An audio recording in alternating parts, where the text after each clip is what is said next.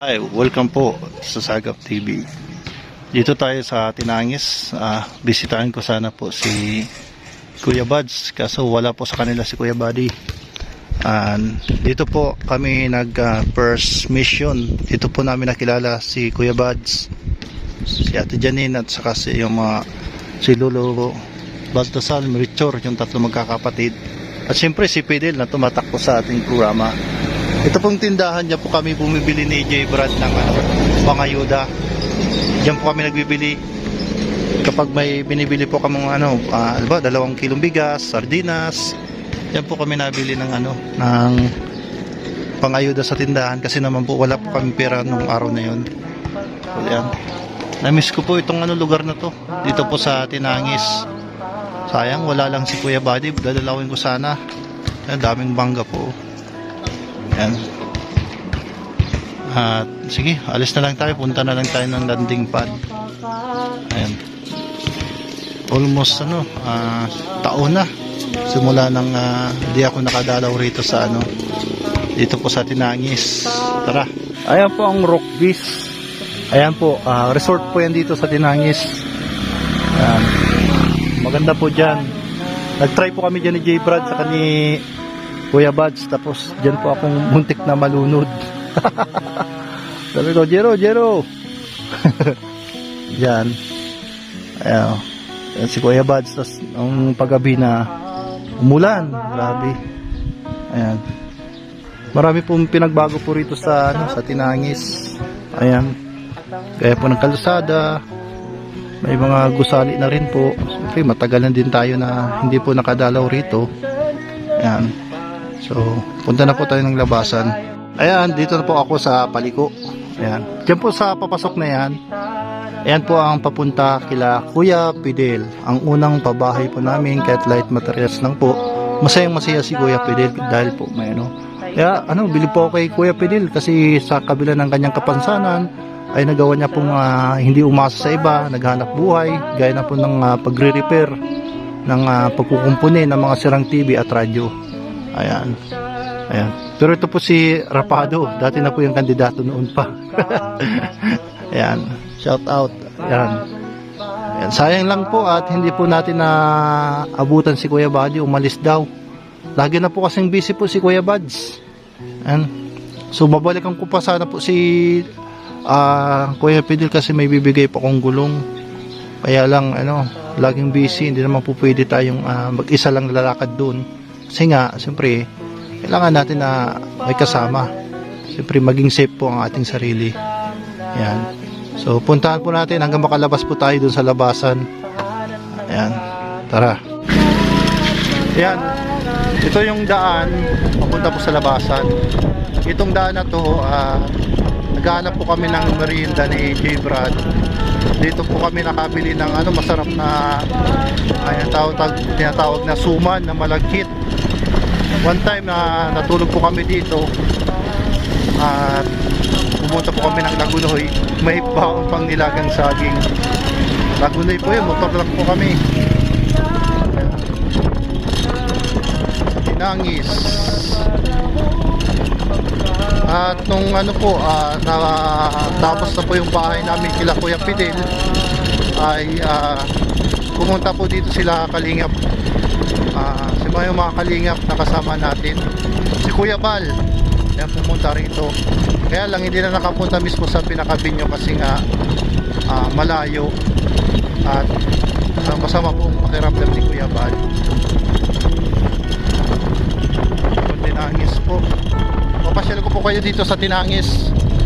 Napakagandang lugar, presko. Ayan. Ito po sa dulo po dyan kulungan, Bureau of Correction. Yan po yung dadaanan natin. Kamaisan po dyan dati. Kamaisan. Tapos dyan po nangunguha po kami ng mais. Lalagay lang namin po sa box. Malaki na rin pinagbago po rito sa Tinangis. Grabe talaga. So may mga pinapagawa rin po ng mga kalsada.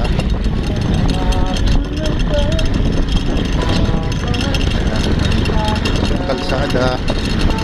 Dati po mga lubak-lubak po rito dito sa lugar na to. Yan. Padaanan naman na natin yung sasakyan, siyempre. Yan ang irrigation, yan. Wow, maganda na. Hindi na po siya rito lubak-lubak. Kaya po nang dati na ano po, grabe. Talagang masisira yung shock. Yung shock ng motor natin. Kaya minsan, kumbaga sa Bicol ang tawag, rugado na. Narugado. Sira-sira na. Yun lang pagdating dito. Ganun pa rin yung kalsada. Pero dun sa may irrigation is na-repair na din po. Naayos naman po. Ang Tinangis Pili. So kasunod po nito ang Karuyuruyan Pili. Hanggang makarating po tayo dun sa Tabasan.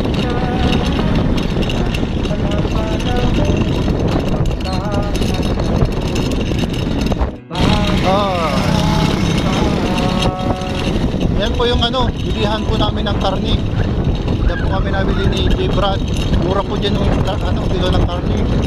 Kaya lang, wala na nagtitinda ng karning baboy. Ako sa Sinabawan, J. Brad sa adobo.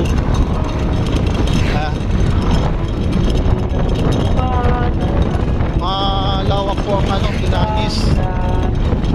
Bago po makarating ng Labasan, ang highway, dadaan mo na dito sa papasok.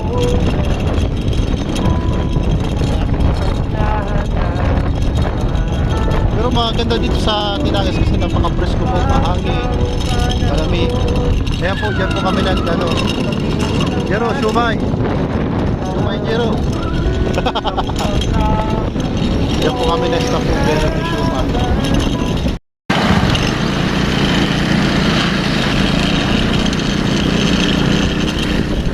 Ayan po, nakalabas na tayo sa papasok sa Karuyuruyan at Tinangis.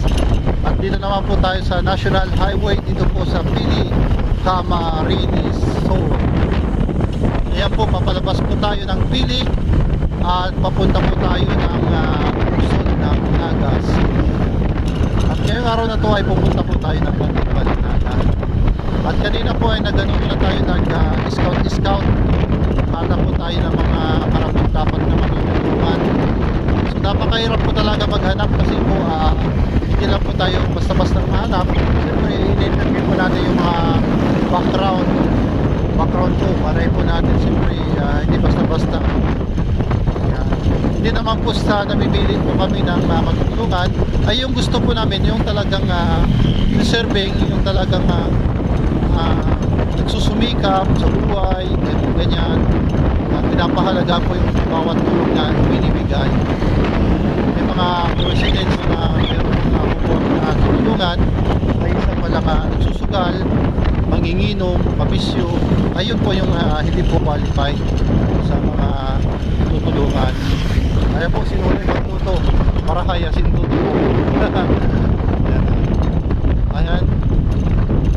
So medyo malayo-layo pa po, malabas po ng Pili.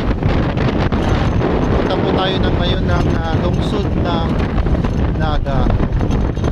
Ayan. Oy! Laki ng gulong. Ang laki po ng gulong. Welcome to Naga. Karatula lang po Hindi pa to Naga. Malapit pa lang po. Palestina pa lang po ito. So pupunta po tayo ng lungsod ng Naga. Andito na po tayo sa Palestina. Ayan. Ganyan po yung mga ginagawa po natin mula po Naga City hanggang Tinangis para malang po makapagbigay ng tulong sa kahit po sa malit na paraan at malit na halaga ay makapagbigay po tayo. Ang time po kasi noon meron pa po tayong mga sponsors po noon, may mga views pa po tayo noon, pero ngayon po talagang hirap po tayo talaga At sinasabi ko lang po yung totoo na talaga pong hirap na po ako. Hindi na po yung dati po na talaga makapag-charity. Kaya nga po tayo sumasama kay Kalinga Prab at nagtitinda po tayo ng commercial mo na po, advertise. Dumaan po yung maingay na motor. Yan. Wala pa po tayo sa Naga. Palestine na pala pa po ito. Yan. Pero po itong daan papunta po ng Naga City. Ito pong highway sa Naga City. Yan, sa Naga na po tayo mga kaibigan. Yan. Naga City at hanggang dito na lang po ang ating pagtatapos ng ating video. God bless you all and paparay po ng Panginoon. God bless you all.